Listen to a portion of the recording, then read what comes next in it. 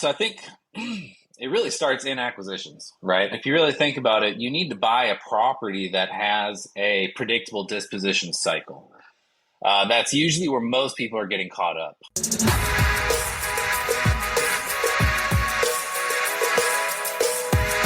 What if I told you that selling land has nothing to do with the property itself? It's not about the location, the price, or even the market. The real secret, it's who's ready to buy it before you even close the deal. Hello everyone, and welcome to the Only Land Fan Show. I'm Kendall Lejeune, and today we're doing a special deep dive episode into one of the most powerful tools in land investing, your buyer's list. If you're struggling to sell your deals quickly, it might not be your pricing, it could be your network. And who better to break it all down than Logan Swanson? Logan Swanson is a seasoned land investor, deal funder, and marketing expert. He owns Prime Land Exchange and Land Partner Funding and has built an engaged buyers list of over 30,000 people. Today, we're breaking down exactly how he did it and how you can too. Let's dive in. I would say that we have a pretty large buyers list that's actively engaged at around 30,000 people. I know a lot of land investors that are doing a few deals here and there that if you have an actively engaged audience of about 1,000 people or 1,500 people, that's great. When we started, we sold deals to our buyers list when we had a couple hundred. So it really, if you have, like I said, the right inventory and the right people interested in that inventory, it doesn't take a lot.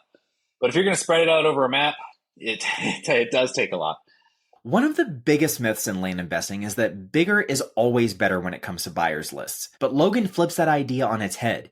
He makes it clear that a highly engaged, smaller list can outperform a massive one filled with inactive contacts. So what does that mean for you? It means quality over quantity. And what's very important, and the reason I have 30,000 on my list right now instead of hundreds of thousands is because I'm constantly removing people. You do not want to have a bunch of people on your list that just are inactive.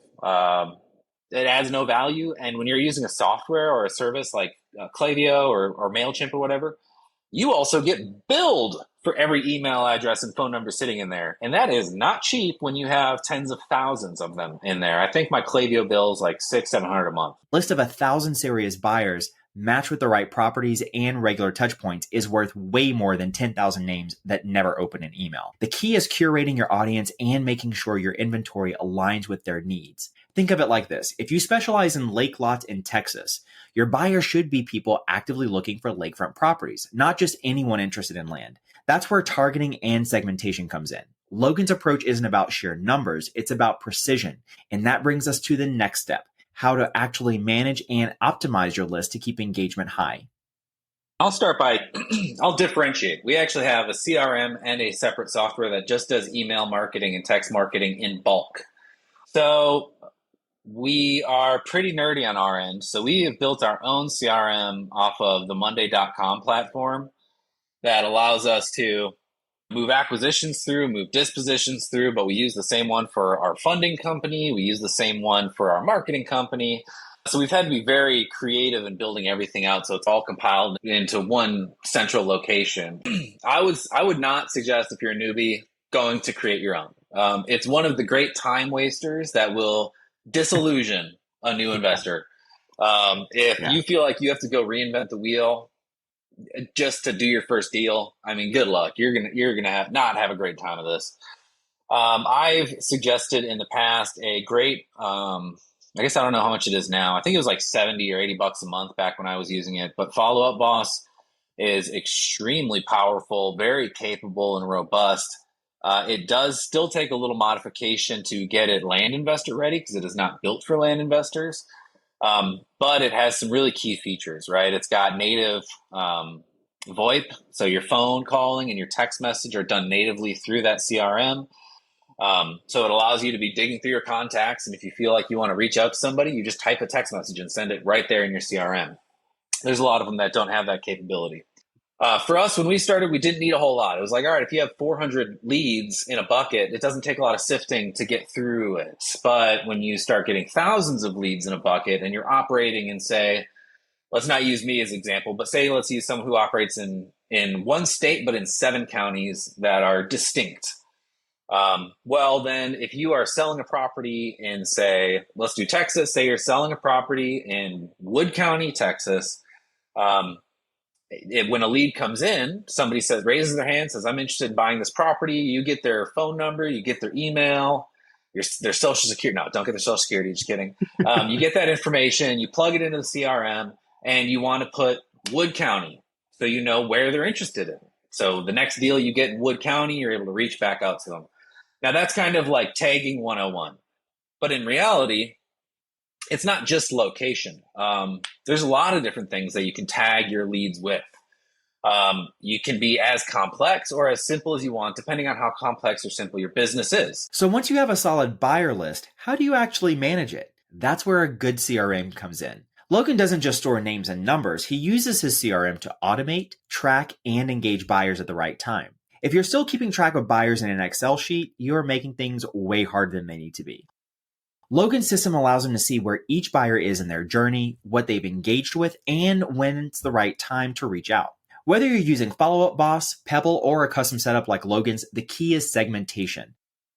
Buyers should be tagged based on location, budget, and intent, so they only see the deals that matter to them.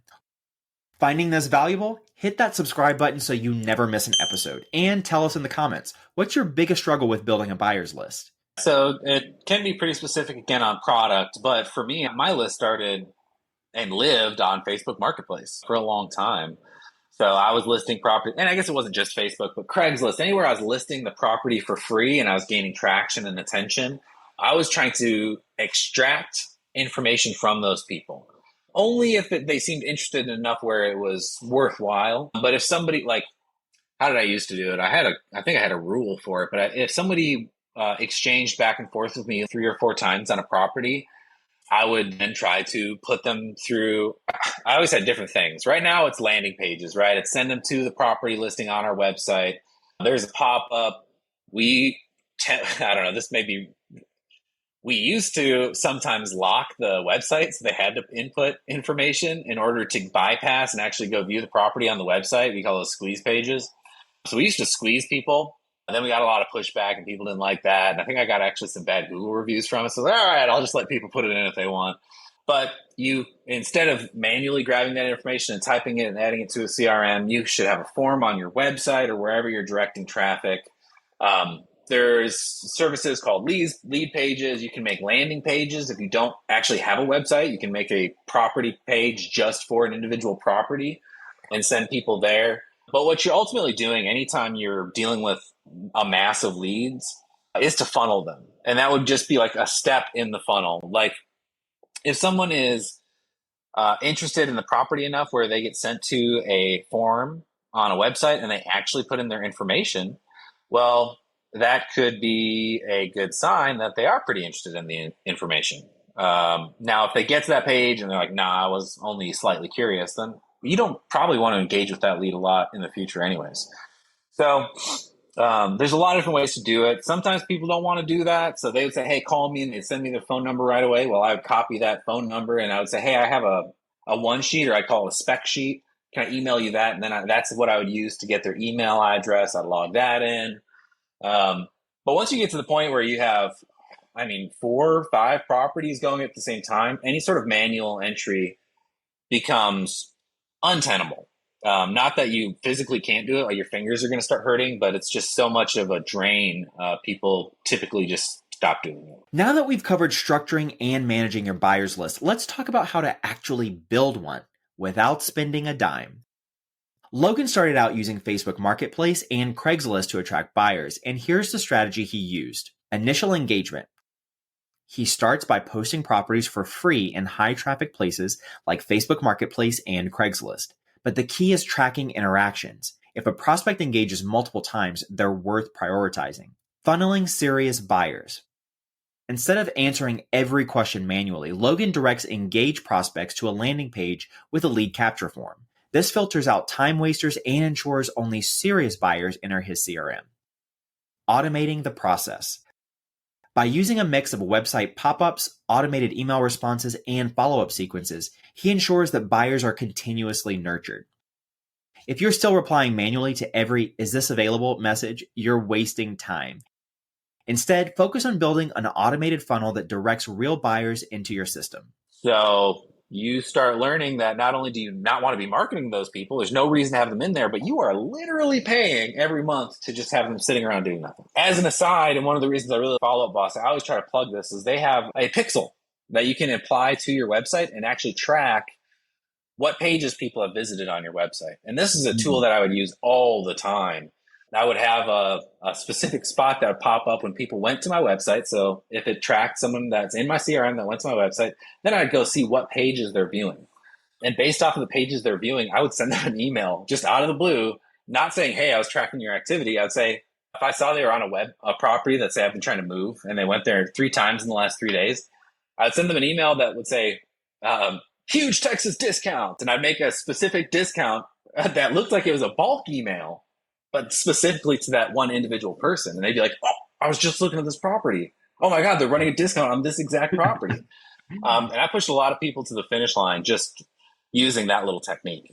So that's a great reason to have Follow Up Boss, especially if you have a small list, because you can really monitor what's going on your website. Once your list is growing and running smoothly, how do you know if it's actually working? That's where tracking KPIs comes in. Logan doesn't waste time marketing to unresponsive contacts. He tracks engagement and cleans his list regularly to focus only on active buyers. Data doesn't lie, and Logan's system ensures that he's only marketing to engaged buyers. If you're blasting emails to tens of thousands of people who never open them, not only are you wasting time, you're literally paying for them to ignore you. That's why tracking engagement is key. Here's how it works. Set up tracking pixels. Tools like Follow Up Boss allow you to monitor what pages your buyers visit. If someone repeatedly checks out a specific property, that's a hot lead. Trigger smart follow-ups. Instead of generic mass emails, Logan sends targeted discounts or personalized messages based on browsing behavior. Clean your list regularly. Logan actively removes inactive contacts to keep engagement rates high and email costs low. This keeps deliverability strong and ensures that when he does send a message, it actually lands in inboxes. If you're still treating your buyers list like a one-size-fits-all blast list, you're leaving deals and money on the table. By tracking buyer behavior and responding strategically, you can turn passive interest into real sales. Want to connect with top investors and get even more insights? Join our exclusive community at onlylandfansgroup.com. Getting buyers isn't just about collecting names. It's about knowing who's actually ready to pull the trigger. The real game changer is engagement. A smaller list of serious buyers will always outperform a massive list of people who never respond. That's why tracking matters. A CRM isn't just a fancy address book. It's your best tool for knowing who's interested, who's on the fence, and who needs a follow-up. The right timing can turn a maybe into a deal. So, if you want to grow your list organically, don't overlook Facebook groups and builder communities. These are gold mines for finding people who are already looking for land. Show up, add value, and you'll start seeing buyers come to you. And finally, ads. A lot of people default to traditional paid ads, but here's a smarter play. YouTube sponsorships. Instead of running cold ads, partner with creators who already have an audience of investors and buyers. It's a way more targeted approach, and the trust factor is already built in.